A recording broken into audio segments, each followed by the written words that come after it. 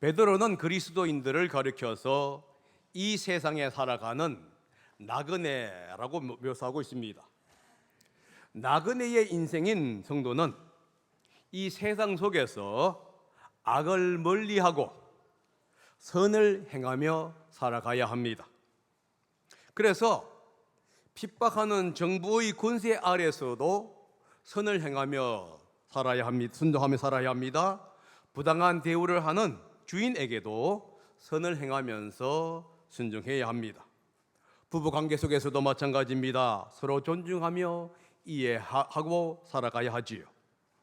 이처럼 베드로는 성도가 어떤 자리에 있든지 선을 행하면서 평화를 이루며 살아가라고 가르치고 있습니다. 여기서 우리는 한 가지 질문이 생깁니다. 선을 행하면은 좋은 결과가 있어야 하지 않을까 하는 질문이 있지요. 내가 열심히 주님을 섬겼으니까 불행보다는 긍정적인 것이 와야 하지 않을까 하는 마음이 우리에겐 듭니다. 그런데 선을 행했는데도 고난을 당한다면 어떻게 될까요? 의를 행했는데도 손해를 보고 비난을 받고 부당한 대우를 받는다면 그것을 우리는 어떻게 이해해야 하느냐 하는 것입니다. 고난이 두려워서 선을 포기해야 할까요? 아니면은 고난 속에서도 계속 선을 행해야 할까요? 이것이 우리가 가지고 있는 질문일 수가 있습니다. 오늘 본문은 이 질문에 대하여 답을 해주고 있습니다. 13절은 그러므로로 시작이 됩니다. 이 말은 10절에서부터 12절까지의 결론입니다. 베드로는 성도들에게 선한 일을 하고 선한 말을 하고 선한 일을 하라라고 얘기합니다. 다시 말해서 은행의 일치를 이루면서 살아가라. 왜냐하면은 하나님께서 어려운 사람을 돌보시기 때문입니다 라고 얘기하지요. 하나님은 그들의 기도를 들으시기 때문에 그렇습니다. 반대로 악을 행하는 사람에게는 하나님은 얼굴을 돌리시지요. 그래서 성도는 더욱더 선을 행하는 데 힘써야 한다고 말을 하고 있습니다. 이어서 베드로가 이렇게 얘기하지요. 그러므로 여러분이 열심으로 선한 일을 하면은 누가 여러분들을 해치겠습니까? 이 말을 액면 그대로 보면은 이렇게 얘기하고 있어요. 착하게 살면은 아무도 괴롭히지 않는다. 그런데 여러분, 이 말은 착하게 살면은 아무도 괴롭히지 않는다 하는 뜻이 아니에요. 원래 바른 세상에서는 선을 행하는 사람은 악을 입지 않습니다. 해를 입지 않는 것이 당연해요. 그러나 죄로 문든 세상은 그렇지 않다는 거예요. 선한 사람도 고난을 받을 수가 있습니다. 그래서 이 말의 뜻은 어떤 의미냐 하면은 선을 행하면서 살아갈 때에 비록 고난이 찾아온다 할지라도 그것 때문에 무너지지 마십시오 하는 의미가 돼요. 왜냐하면 14절에 이렇게 갑니다. 그러나 정의를 위하여 고난을 받으면 하면서 13절의 의미를 부연 설명해 주고 있기 때문에 그렇습니다. 여러분, 왜 무너지지 말아야 할까요? 성도는 선을 행하다가 고난을 받으면 어떻게 해야 하냐 하는 겁니다. 베드로는 이렇게 얘기하고 있죠.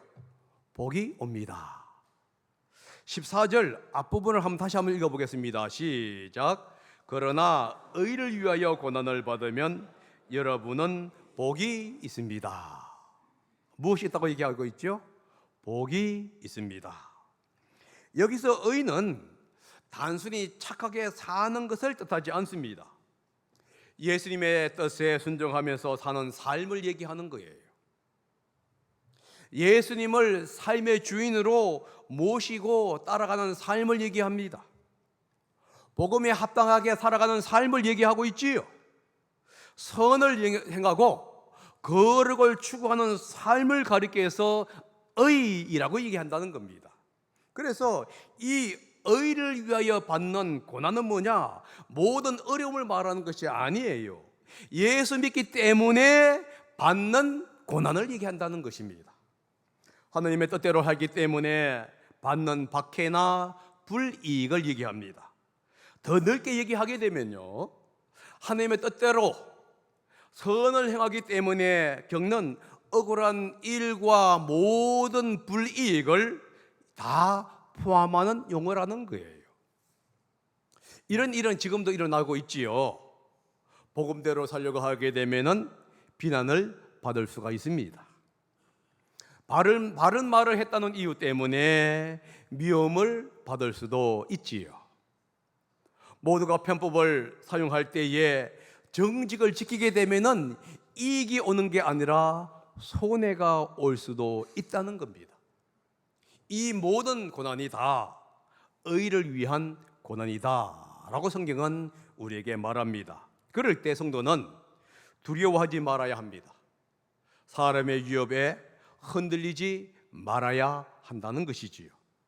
그들이 만들어내는 이 두려운 분위기에 마음을 빼앗기지 말라고 우리에게 권면하고 있습니다.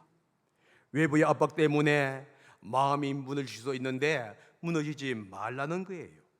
왜냐하면 하나님께서 함께 하시기 때문입니다.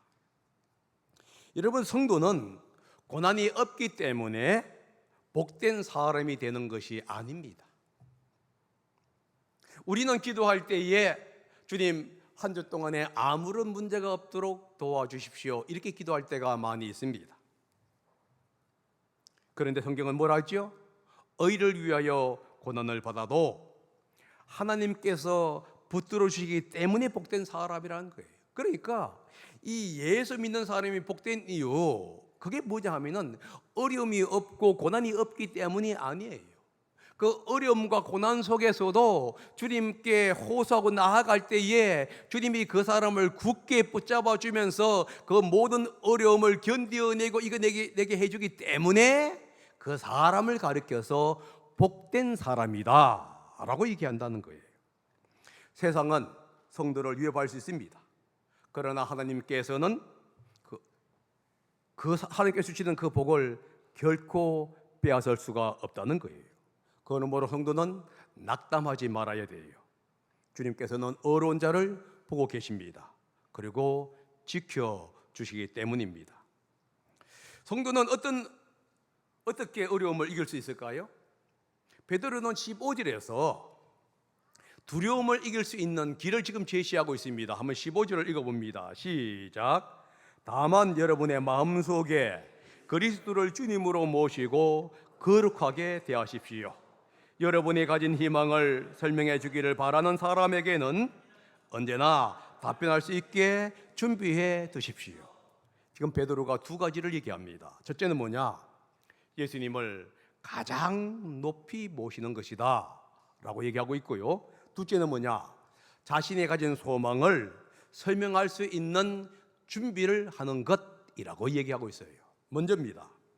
예수님을 가장 높여 모시는 것이에요. 베드로는 두려움의 문제를 단순히 감정의 문제로 보지 않고 있어요.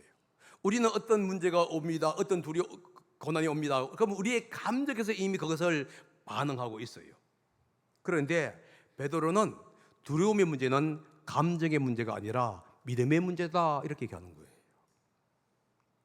무엇을 가장 크게 여기고 있느냐, 이 문제가 사람을 두렵게 한다고 얘기하고 있는 것이지요. 성경이 이렇게 하고 있죠. 다만 여러분의 마음속에 그리스도를 주님으로 모시고 거룩하게 대하십시오. 외부의 압박과 위협을 이겨내는 것은 감정의 문제가 아니라 예수님이 크신 분이라는 사실을 믿어야 한다 하는 것이에요. 예수님이 내 삶의 주인이라는 사실을 우리는 굳게 붙잡아야 합니다. 그것이 두려움을 이기는 시작이라는 거예요. 예수님은 마음의 주인이 되시면요, 변화가 일어나요. 주님이 나를 통제하고 있고 주님이 내 주인이시고 주님이 나의 모든 삶을 주장한다고 생각하게 돼 믿는 순간에 사람보다 하나님이 더 크게 보이는 거예요. 눈앞에 있는 환경이나 손해보다도 하나님의 뜻이 더 크게 보이는 것입니다.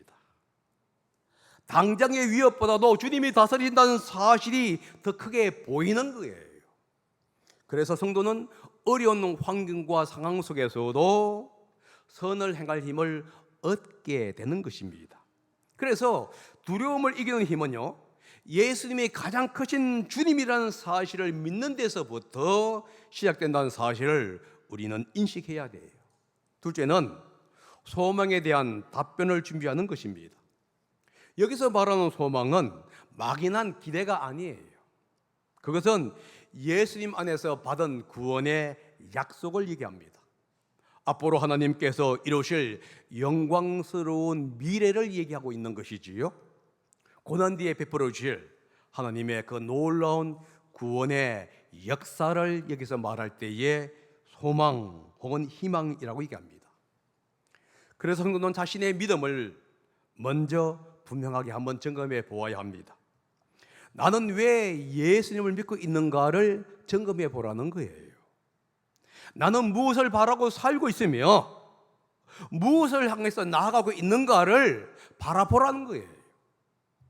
내가 붙들고 있는 소망이 과연 무엇인지를 먼저 자신에게 질문해 보라는 얘기를 하고 있는 것입니다. 베드로는 설명하라 이렇게 얘기하지 않아요. 설명할 준비를 하라라고 얘기합니다. 이 얘기는 뭐냐? 평소에 말씀을 배우고 믿음에 굳게 서야 한다는 얘기를 하고 있는 거예요. 언제든지 자신의 믿음과 자신의 소망을 말할 수 있는 준비를 우리는 갖추고 있어야 한다는 얘기를 하고 있어요. 왜냐하면 그렇게 준비해야만이 다른 사람이 질문을 할 때에 믿음의 태도를 가지고 그 사람에게 이야기할 수가 있는 거예요. 당신은 믿는다고 하면서 왜 항상 어려우냐라고 질문을 할 때에 거기에 대한 질문에 대한 대답을 할 수 있기 때문에 그렇습니다. 신명기에 이렇게 얘기하죠. 그러나 온유함과 두려운 마음으로 답변하십시오. 선한 양심을 가지고 하십시오. 여러분, 준비는요 마음으로 시작됩니다. 그런데 준비된 마음은요 이제 행동으로 나타나야 한다는 거예요. 믿음으로 말을 할 때에 여기서 뭐라고 있습니까? 공격적으로 말을 하지 말라는 거예요. 논쟁을 이기려고 하는 태도로 말하지 말라는 겁니다. 상대를 무시하거나 조롱하기 위해서 하려고 하는 것이 아니에요. 자신을 방어하기 위해서 하는 것도 아닙니다. 오히려 무슨 마음으로 하라고요? 온유한 마음으로 하십시오. 온유한 마음은요, 고난을 당해도 감정에 휘둘리지 않는 마음을 가지고 온유한 마음이라고 얘기하는 거예요. 화를 내기보다는 자신의 마음을 잘 다스리는 상태를 얘기합니다. 차분하게 그리고 품위 있게 말하는 것을 얘기하지요. 또한 하나님을 경외하는 마음으로 얘기하라는 겁니다. 세상을 두려워하고 조롱을 두려워하는 마음이 아니라 하나님을 바라보는 거예요. 하나님이 주실 그 약속을 소망하며 나아가는 것입니다. 내 말과 행동이 하나님 앞에 있다는 사실을 우리가 인식하는 것, 이것이 바로 하나님을 경외하는 마음이라는 거예요. 이런 마음을 가지게 되면요, 고난 속에서도 교만하지 않고 담대하게 하나님의 은혜를 내가 설명할 수가 있게 된다는 겁니다. 온유함과 하나님을 경외하는 마음은요 함께 갑니다. 이것은 세상의 위협 속에서도 성도가 보여줘야 할 믿음의 모습이다 라고 지금 베드로가 우리에게 말씀하고 있습니다. 이런 삶을 통해서 사람들은 우리 안에 있는 소망을 보게 되는 거예요. 여러분, 많은 사람들은요 우리를 볼 때에 우리가 잘 되기 때문에 하나님을 믿는 것이 아닙니다. 잘 될 때나 어려울 때에 우리의 마음이 변하지 않는 것이에요. 분명히 슬퍼해야 합니다. 울어야 합니다. 절망적이어야 합니다. 그런데 그의 얼굴을 보게 되게 되면은 절망은 없고 오히려 희망과 기대가 넘치는 그 모습을 보면서 저 사람이 왜 저럴까? 저 사람에게 무엇이 있을까? 이 질문을 던지게 되고 그 사람을 통해서 예수님을 찾게 되는 것이라고 성경은 우리에게 얘기하고 있는 거예요. 왜 성도는 온유함과 하나님을 경외하는 마음으로 사람들에게 답을 해야 할까요? 16절 뒷부분에 있습니다. 한번 읽어봅니다. 시작. 그리하면 그리스도 안에서 행하는 여러분의 선한 행실을 욕하는 사람들이 여러분을 헐뜯는 그 일로 부끄러움을 당하게 될 것입니다. 그리하면 앞에 얘기했지요. 그렇게 하면은 이런 뜻입니다. 성도가 끝까지 선을 행하면은 결국 진실이 드러나기 때문입니다 라는 의미예요. 처음에는 사람들이 성도를 비난할 수가 있습니다. 성도를 사위를 어지피는 무리로 비난할 수도 있지요. 거짓말로 성도들을 헛들을 수도 있다는 얘기예요. 그러나 그 가운데서도 성도가 선한 삶을 계속 살아가게 되면은 결국은 거짓을 이겨냅니다 라는 의미가 있습니다. 계속해서 선을 행하면은 그들의 비난이 사실이 아니라는 사실이 드러난다는 것이에요. 결국은 비난하는 사람들은 부끄러움을 당하게 되겠지요. 여러분, 이 일은 우리의 삶의 현장 속에서 당장 일어나지 않을 수도 있습니다. 어떤 경우에는 마지막 심판대 앞에서 나타날 수도 있다는 것을 성경은 우리에게 합니다. 분명한 것은요, 하나님은 끝까지 선을 행하는 성도들을 지켜주신다는 거예요. 세상은 성도들에게 고난을 줄 수 있습니다. 그러나 성도를 결코 무너뜨릴 수가 없습니다. 성도들이 예수님에 대한 소망을 품는 한 결코 그 사람을 무너뜨릴 수가 없다고 성경은 우리에게 얘기하고 있습니다. 성도는 이 땅에서 잠시 고난을 받을 수가 있어요. 그러나 마지막에는 하나님께서는 완전한 구원을 이루어 주시는 겁니다.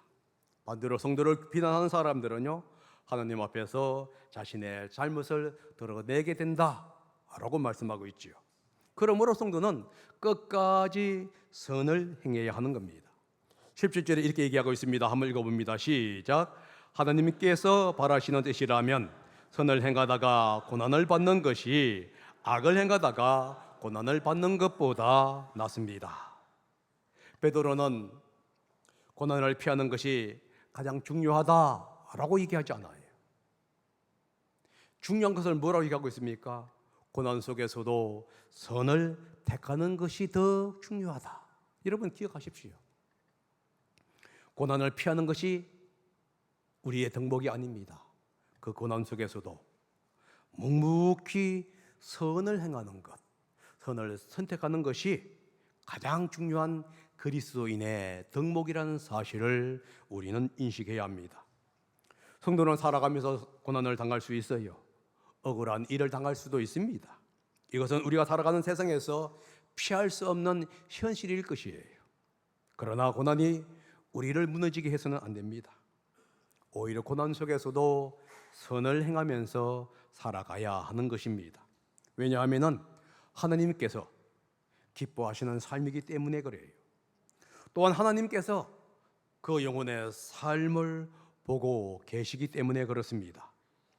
악을 행하다가 고난받는 것은요, 부끄러운 일이에요. 그러나 선을 행하다가 받는 고난은 하나님께서 기뻐하시는 고난이라는 사실을 기억해야 합니다. 그러므로 성도는 고난보다 하나님의 뜻을 먼저 선택해야 합니다. 하나님께서 허락하시는 고난 속에서도 끝까지 선을 행해야 하는 겁니다. 하나님께서는 그런 성도들을 끝까지 붙들어 주십니다. 그리고 마지막에는 영광스러운 구원으로 그들에게 덧입혀 주실 것입니다. 그러면 이렇게 질문을 던져야 합니다. 왜 선을 행하다가 고난을 받는 것이 더 낫습니까? 하는 질문이지요. 왜냐하면 예수님도 의를 위하여 고난을 받으시고 승리하셨기 때문입니다. 다른 말로 말하면 고난 뒤에 승리가 오기 때문에 그렇다 하는 거예요. 여러분 18절에서 그 이유를 설명하고 있는데요. 한번 읽어보겠습니다. 시작. 그리스도께서도 죄를 사하려고 단 한 번 죽으셨습니다. 곧 의인이 불의한 사람을 위하여 죽으신 것입니다. 성도가 선을 행하다가 고난을 받는 것은 이상한 일이 아니라는 거예요. 왜냐하면 우리 주님이신 예수님도 의인이었지만은 고난을 받으셨기 때문이다라는 거예요. 그러나 여러분, 예수님의 고난은 실패가 아닙니다. 예수님의 고난은 우리를 구원하기 위한 희생이었다는 것이지요. 예수님은 죄가 없으신 분입니다. 그런데도 십자가에서 죽으셨어요. 이유는 무엇입니까? 불의한 자의 죄를 사하기 위해서라고 얘기하고 있습니다. 여기서 말하는 불의한 사람들 가운데 우리도 포함된다고 하는 사실을 기억해야만 합니다. 바로 우리를 위해서, 나를 위해서 주님께서는 의인이었지만은 죽음을 택하신 거예요. 그러므로 우리가 의를 위하여 고난을 받는 것은 예수님이 가신 그 길을 따르는 길이라는 사실을 우리는 기억해야 합니다. 예수님께서 왜 우리를 위해서 고난을 받으셨습니까?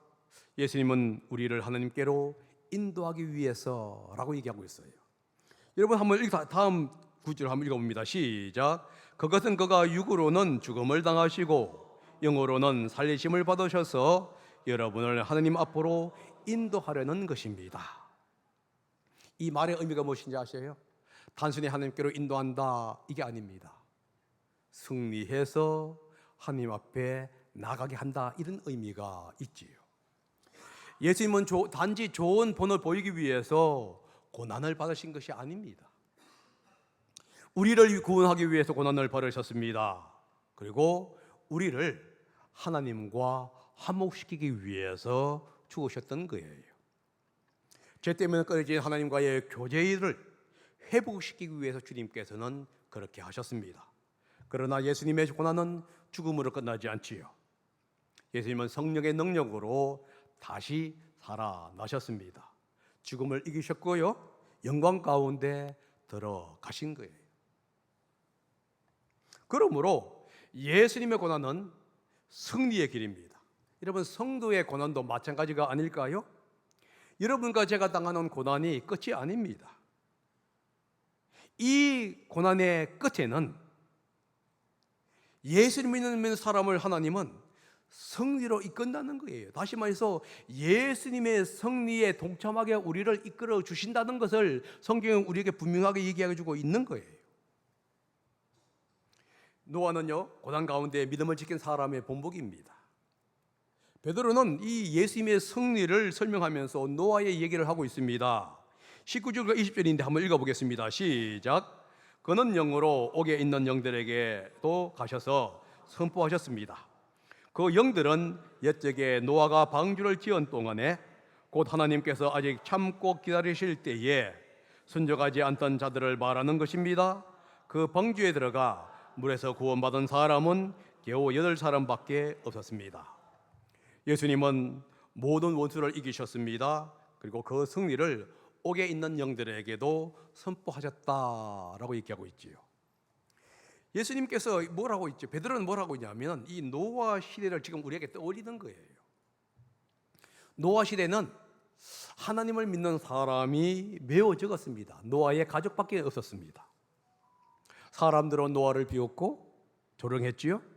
그러나 하나님은 노아와 그의 가족을 구원하셨다 하는 거예요. 베드로 시대도 마찬가지입니다. 성도들은 비방과 핍박을 받았어요. 그런데 하나님은 그들을 버리지 않으셨다라는 거예요. 오늘도 마찬가지가 아닐까요? 예수 믿는 사람은 이 세상에서 소수에 불과합니다. 아마 학교에 가서 세어보게 되면은 5%도 안 될 겁니다. 어떤 조사에서는 대학생 중에서 1%만이 예수 믿는 사람이다라고 하는 경우도 있습니다.